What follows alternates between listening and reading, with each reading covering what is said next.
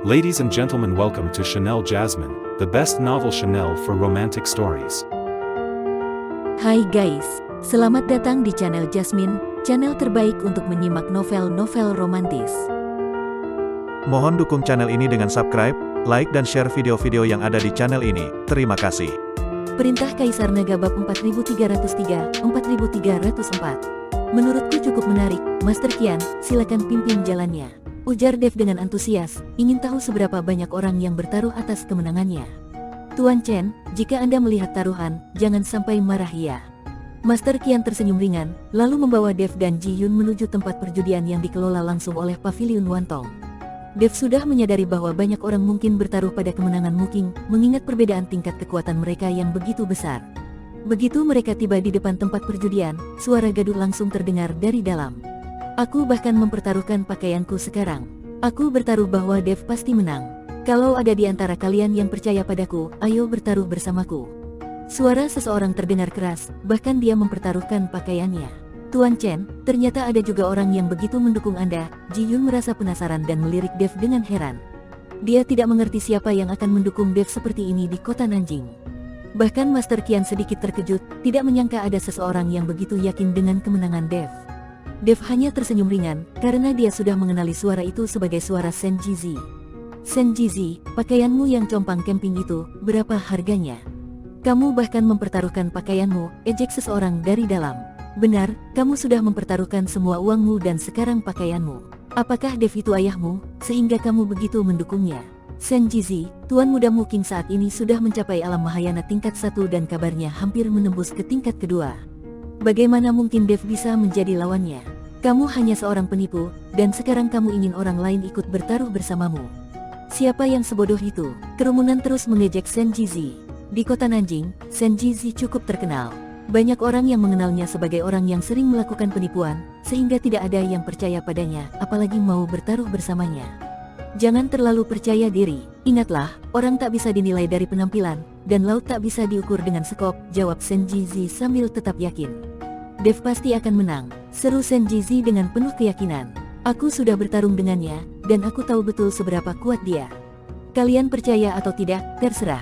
Sen Jizi berdiri hanya dengan celana pendek, tampak tak peduli.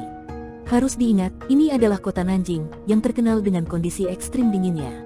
Meski para pendekar bisa menggunakan energi spiritual untuk melawan dingin dalam waktu singkat, penggunaan energi terus-menerus untuk melawan cuaca dingin dianggap boros. Itulah sebabnya banyak pendekar di sana memakai pakaian berbahan kulit binatang, yang tetap hangat tanpa harus menggunakan energi spiritual. Bahkan kulit binatang dianggap sebagai sumber daya berharga, dan itulah mengapa Sen Jizi bertaruh dengan pakaian terakhirnya. Kulit binatang dari monster sangat bernilai. Aku akan bertaruh bersamamu. Tiba-tiba suara Dev terdengar saat dia melangkah masuk ke dalam arena taruhan. Mata Sen Jizi langsung berbinar ketika melihat Dev, hampir saja dia berteriak kegirangan, tetapi dihentikan oleh tatapan Dev. Dev tidak ingin identitasnya diketahui sebelum pertarungan, karena hal itu hanya akan menimbulkan lebih banyak masalah. Saat itu, meski banyak yang sudah mendengar tentang nama besar Dev, hanya sedikit yang benar-benar mengenalnya secara langsung.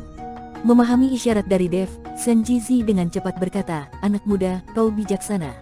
Bertaruh bersamaku, dan kau akan hidup makmur." Dev lalu mengeluarkan sebuah kantong penuh koin roh emas ungu dan meletakkannya di meja taruhan. "Aku juga bertaruh bahwa Dev akan menang," ujarnya pelan. Semua orang di tempat itu langsung terperangah melihat kantong penuh koin roh emas ungu, mata mereka penuh dengan keterkejutan. Master Qian, yang melihat semuanya, hanya tersenyum ringan tanpa mengungkapkan identitas Dev. Baginya, tak peduli seberapa besar taruhan yang dipasang Dev, Paviliun Wantong selalu akan untung, karena sebagai bandar, mereka hanya mengambil persenan dari pemenang baik Dev menang maupun kalah, mereka tetap untung. "Anak muda, kau pasti ada masalah dengan otakmu, ya. Berani-beraninya bertaruh untuk Dev dengan taruhan sebesar itu," kata seorang pendekar tua berjanggut putih sambil menatap Dev. "Aku dengar Dev hanya berada di alam kesengsaraan saja. Bahkan jika dia berada di puncak alam kesengsaraan, dia tidak mungkin bisa mengalahkan tuan mudamu." Dev hanya tersenyum tipis dan menjawab, "Aku dengar Dev hanya di alam kesengsaraan tingkat 7, tapi bahkan dengan itu saja, sudah cukup untuk mengalahkan Muking." Mendengar pernyataan Dev, para pendekar lain di tempat itu pun tertawa dan mulai mengejeknya. Mereka semua merasa Dev sedang bicara omong kosong. Bagaimana mungkin seorang pendekar alam kesengsaraan tingkat 7 bisa mengalahkan seorang pendekar alam Mahayana tingkat 1 puncak? Siapa yang bilang seorang pendekar alam kesengsaraan tingkat 7 bisa mengalahkan pendekar alam Mahayana tingkat 1? Aku ingin melihat siapa yang berani bicara sombong seperti itu. Suara dingin tiba-tiba terdengar, diikuti oleh masuknya Tan Rongkun bersama anak buahnya. Melihat Tan Rongkun muncul, para pendekar di dalam tempat perjudian itu langsung tertegun dan mundur tanpa sadar. Kehadiran seorang pendekar alam Mahayana tingkat 2 sudah cukup untuk membuat mereka gentar. Bagaimanapun, Mahayana adalah tingkat yang sangat dekat dengan pengangkatan menjadi abadi. Banyak pendekar yang berjuang keras untuk mencapai tingkat itu, tetapi sebagian besar terjebak di tingkat alam kesengsaraan dan tidak bisa naik lebih tinggi. Meskipun kadang terlihat banyak pendekar alam Mahayana, sebenarnya mereka sangat langka di antara jumlah pendekar di dunia ini. Master Qian sedikit mengernyit melihat Tan Rongkun masuk bersama pengikutnya. Aroma darah yang terpancar dari tubuh Tan Rongkun jelas menunjukkan bahwa dia adalah seorang pendekar iblis, dan bukan sembarang pendekar iblis, melainkan tipe yang sering membunuh. Dev, yang menatap Tan Rongkun, juga mengernyitkan alisnya. Dia bisa merasakan kesamaan aura Tan Rongkun dengan aura dari Di Chongjing dan Master Jiang. Saudara, ini tempat perjudian, tempat orang-orang bersenang-senang. Jadi, jangan terlalu menganggap serius perkataan mereka. Master Qian mencoba meredakan suasana dengan nada tenang. Master Qian segera maju dengan senyum lebar di wajahnya dan berkata kepada Tan Rongkun, khawatir bahwa Tan Rongkun mungkin marah dengan perkataan Dev sebelumnya dan memicu perkelahian. Bagaimanapun, pernyataan Dev bahwa pendekar alam kesengsaraan tingkat 7 bisa mengalahkan pendekar alam Mahayana tingkat 1 pasti membuat marah para pendekar alam Mahayana. Mereka yang telah berlatih hingga tingkat Mahayana telah melewati banyak kesulitan dan pasti memiliki kemampuan luar biasa. Mendengar usaha mereka diremehkan dengan mudah pasti membuat mereka merasa tidak enak. Jangan khawatir, ini adalah tempat Paviliun Wantong. Aku tidak akan menggunakan kekuatan untuk menindas yang lebih lemah. Namun, karena ada yang begitu yakin pada Dev dan mempertaruhkan banyak uang, aku juga akan bertaruh. Namun, taruhanku pada kemenangan Muking, kata Tan Rongkun sambil melemparkan sekantong besar koin roh emas ungu ke sisi taruhan untuk Muking. Setelah bertaruh, Tan Rongkun menatap Dev dengan dingin dan berkata, anak muda, aku berharap bisa melihatmu di arena pada hari pertarungan. Jangan sampai kabur. Saat dia berbicara, aura mengerikan Tan Rongkun tiba-tiba meledak dan langsung menekan Dev. Dengan kekuatan seorang pendekar alam Mahayana, hanya sedikit tekanan saja sudah cukup untuk membuat Dev, yang berada di alam kesengsaraan tingkat 7, berlutut tak berdaya. Namun, saat aura Tan Rongkun menekan Dev tetap berdiri tak bergerak, seolah-olah dia tidak merasakan apa-apa. Hal ini membuat Tan Rongkun mengernyitkan alisnya, lalu dia meningkatkan tekanannya lebih jauh.